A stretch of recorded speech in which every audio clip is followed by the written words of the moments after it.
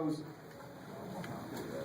This award goes to somebody who created, for the festival, two incredibly iconic things. I think one is probably kind of obvious, the Gremlins. The other one I don't think to many people is that obvious, but for us it was. And it was a new type of werewolf movie.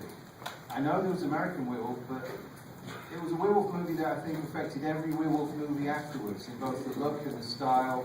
And I think for that it should be recognised as a great piece of film, and just a great movie. And the director has made so many wonderful films that, I mean, this is a perfect award for him.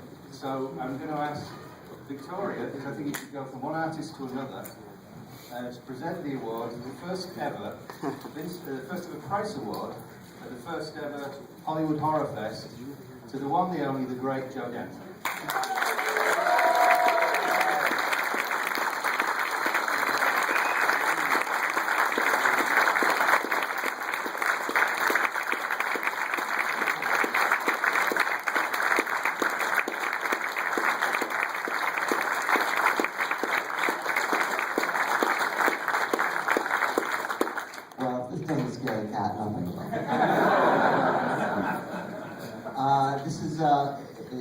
I'm greatly honored, especially after Victoria's presentation, because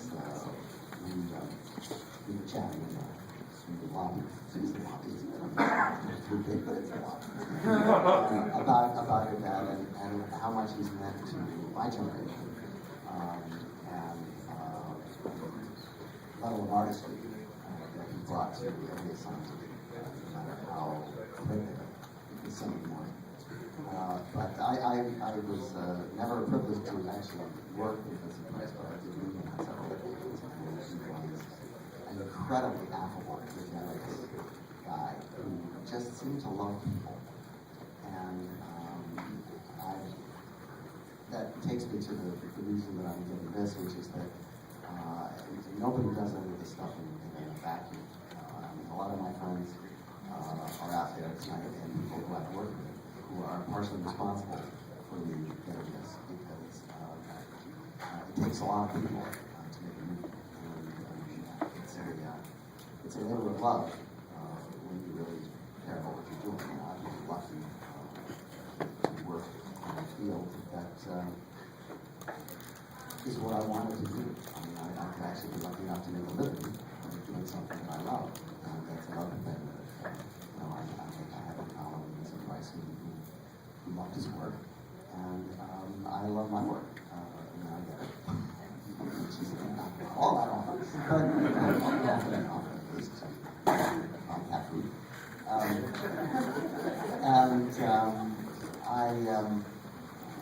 I also owe a bit of gratitude to the venue here, to Beverly, which has, this is not my first time up on the stage of the Beverly, which is a bastion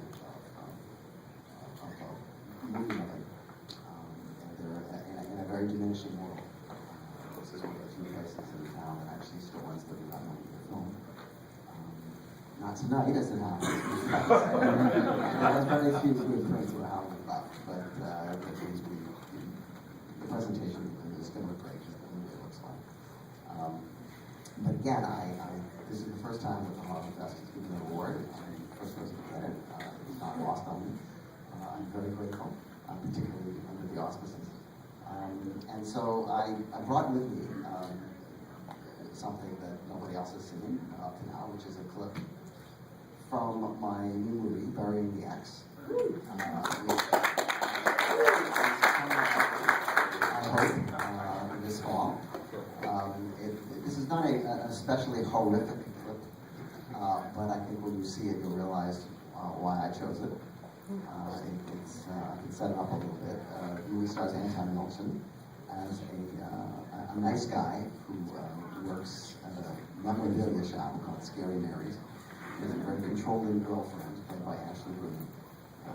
She's wonderful, but she's driving him crazy, and he really wants to break up with her. And he feels incredibly guilty when one day, just as she's coming to meet him, but he's going to break up with her, she's run over. We don't drive us. This clip starts right after this has happened, and it shows you it's getting happened. It was a lot of fun to make. I got to meet the viewer in Hollywood, which is very nice. Friends of mine who I haven't been able to work with for 10 years because we've so seldom working. But I hope you like it, and I'm very grateful. So